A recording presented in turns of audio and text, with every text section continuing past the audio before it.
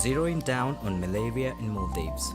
Maldives is an island nation of 1,200 islands in Indian Ocean with 196 inhabited islands and dispersed population.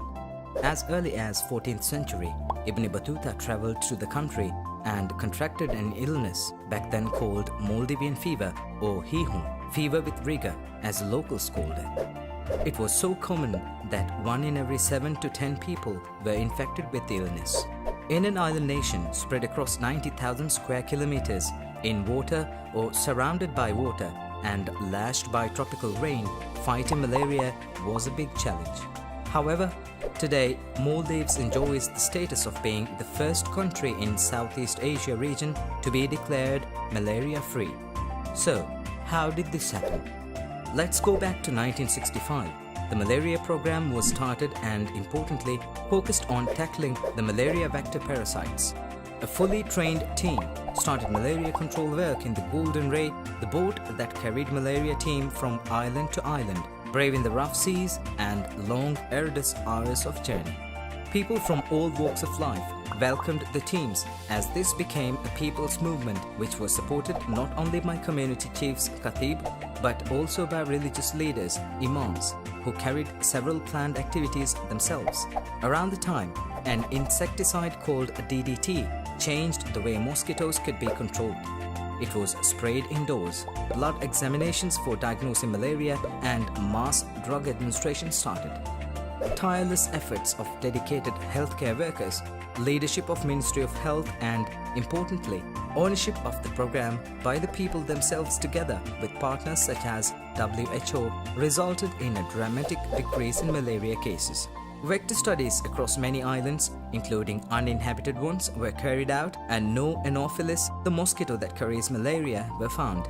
Incredibly, teams of determined people in boats and on foot wading through ponds and through sand with spray tanks and notepads, going house by house and island by island, all focused on interrupting local malaria transmission, had finally outsmarted the dangerous mosquitoes. As a result of this work over many years, no indigenous malaria cases have been seen since 1984, and the malaria vector, Anopheles species, have not been sighted since 1991.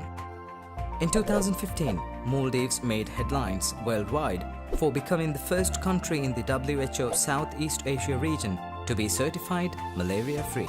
Today, more than 1.8 million tourists comfortably visit a malaria-free Maldives.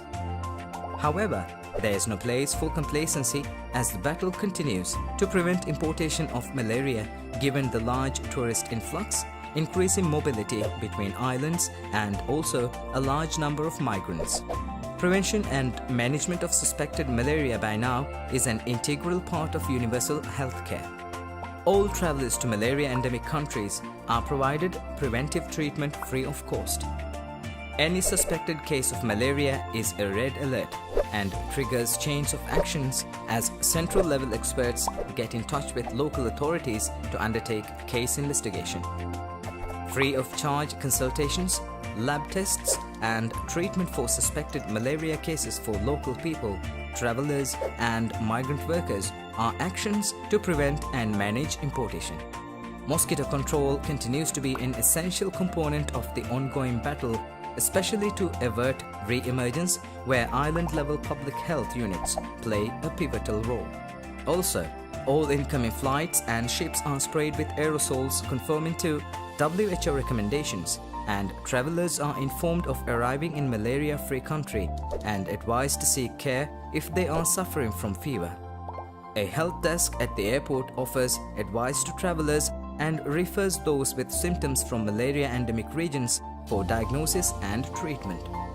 This is a story of visionary planning, of how dedicated women and men worked and are still working to sustain the achievement. Over 1,000 islands, zero malaria, and a first for the WHO Southeast Asia region. A tale to be told indeed.